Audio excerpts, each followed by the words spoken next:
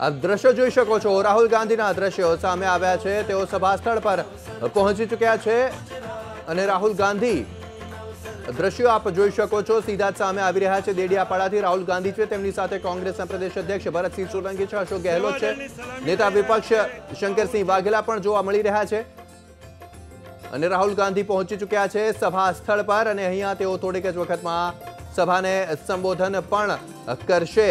ખાસ કરીને રાહુલ ગાંધીએ માથે ટોપી પણ પહેરી છે। આદિવાસી સમાજને સંબોધવા માટે તેઓ આવ્યા છે અને અહીં રાહુલ ગાંધી પહોંચ્યા છે। દ્રશ્યો સીધા સામે આવી રહ્યા છે। દેડિયાપાડાથી થોડીક જ વખતમાં રાહુલ ગાંધી સભાને સંબોધન કરશે, પરંતુ રાહુલ ગાંધીના પ્રવાસને ખૂબ જ મહત્વનો માનવામાં આવી રહ્યો છે, ખાસ કરીને કોંગ્રેસ માટે। જો કે ભારતીય જનતા પાર્ટી રાહુલ ગાંધીના પ્રવાસને લઈને ઘણા તેમના નિવેદનો સામે આવ્યા અને કોંગ્રેસ પર પ્રહારો કર્યા। મુખ્યમંત્રી વિજય રૂપાણીએ કહ્યું કે રાહુલ ગાંધીએ દર 10 દિવસે ગુજરાત આવવું જોઈએ, કારણ કે રાહુલ ગાંધી જ્યાં જ્યાં જાય છે ત્યાં ત્યાં કોંગ્રેસ હારે છે। તે પ્રકારનું નિવેદન પણ મુખ્યમંત્રી વિજય રૂપાણીએ આપ્યું હતું અને હવે રાહુલ ગાંધી જ્યારે ગુજરાતમાં છે ત્યારે ગુજરાત કોંગ્રેસમાં અનેરો ઉત્સાહ જોવા મળી રહ્યો છે અને ગુજરાત કોંગ્રેસના તમામ નેતાઓમાં એક નવી ઉર્જાનું સંચાર કરવા માટે રાહુલ ગાંધીના પ્રવાસને માનવામાં આવી રહ્યો છે।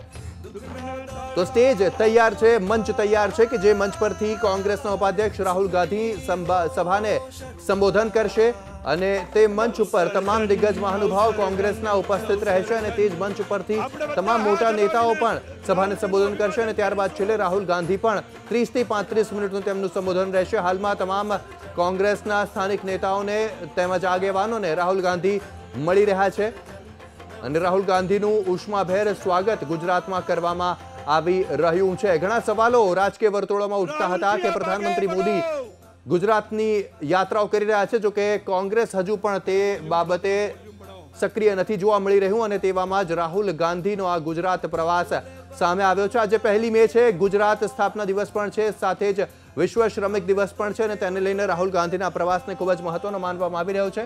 મોટી સંખ્યામાં આદિવાસી સમાજના લોકો પહોંચ્યા છે રાહુલ ગાંધીને સાંભળવા માટે અને તેમને જોવા માટે।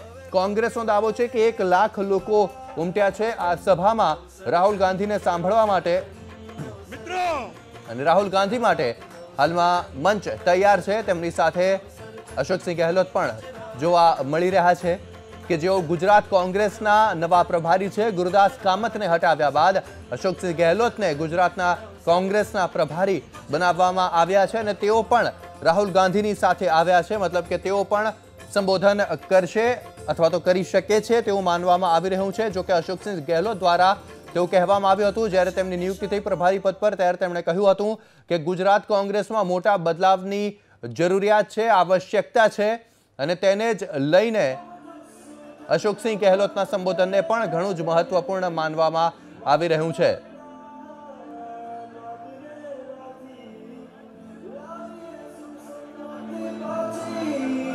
તો રાહુલ ગાંધી હાલમાં પહોંચી ચૂક્યા છે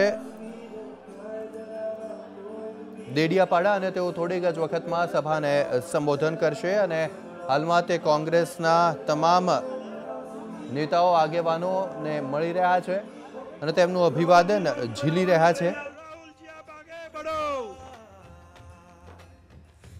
અને રાહુલજી આપ આગે બઢોના નારા પણ સભા સ્થળ પર લાગી રહ્યા છે। વિશાળ જનમેદની ઉમટી છે કે જેઓ ખાસા સમયથી રાહુલ ગાંધીની રાહ જોઈને બેઠા હતા અને કોંગ્રેસમાં, ગુજરાત કોંગ્રેસમાં રાહુલ ગાંધીના આગમનથી નવી ઉર્જા, નવી શક્તિનું સંચાર થશે તેવું માનવામાં આવી રહ્યું છે,